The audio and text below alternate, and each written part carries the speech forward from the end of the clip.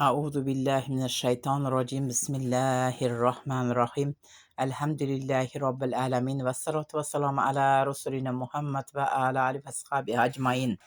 Raso qilib yaratgan hamda taqdirga hidoyat topuvchilardan deb bitib qo'ygan Allohga hamd bo'lsin.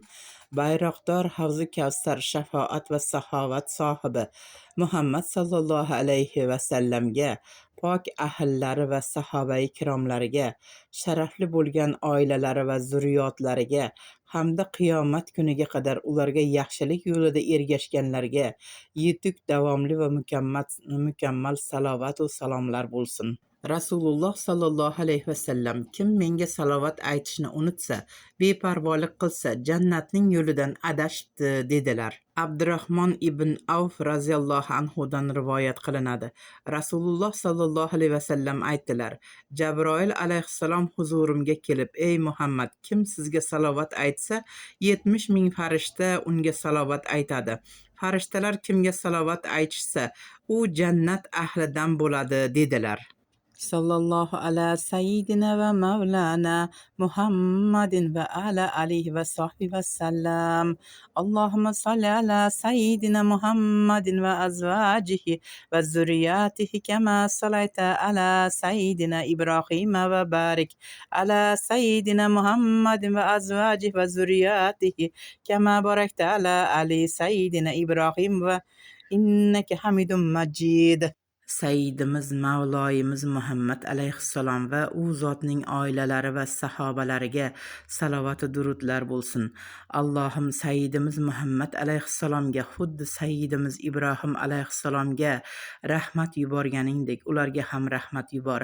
Sayyidimiz Ibrohim alayhissalomga barakangni nozil qilganingdek Sayyidimiz Muhammad alayhissalom va u zotning oilalariga ham barakangni nozil qil.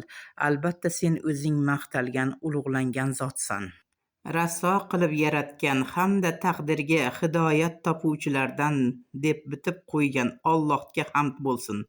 Bayroqdor Havzi Kavsar shafoat va saxovat sohibi Muhammad alayhissalom va pok ahllari va sahobai ikromlariga, sharafli bo'lgan oilalari va zurriyotlariga hamda qiyomat kuniga qadar unga yaxshilik yo'lida ergashganlarga yetuk, davomli va mukammal salovat va salomlar bo'lsin.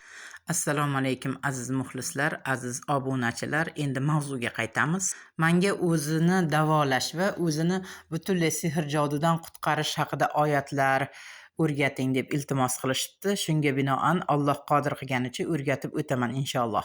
Allohumma inni as'aluka deb 100 marotaba aytasiz. Astag'firulloh deb 100 marotaba aytasiz. Sallallohu alayhi va sallam deb 100 marotaba aytasiz. Oldingizga 2 chelak suv qo'yasiz. Bir chelagi toza bo'ladi. Bir chelagiga 7 qoshiq osh tuzi, 7 qoshiq olma sirkasi solasiz. Va o'sha suvlarga va o'zingizga uyingizda o'tirgan holatda dam sola boshlaysiz. 7 marotaba Fotiha surasi, 7 marotaba Oyatal Kursi, 11 marotaba Ixlos surasi, 11 marotaba Falaq surasi, 11 marotaba Nas surasi, 11 marotaba Infitar surasini dam solasiz. Yunus surasining 80, 81, 82 oyatlari o'qiladi 11 marotaba. A'udhu billahi minash shaytonir rojim. Bismillahir rohmanir rohim.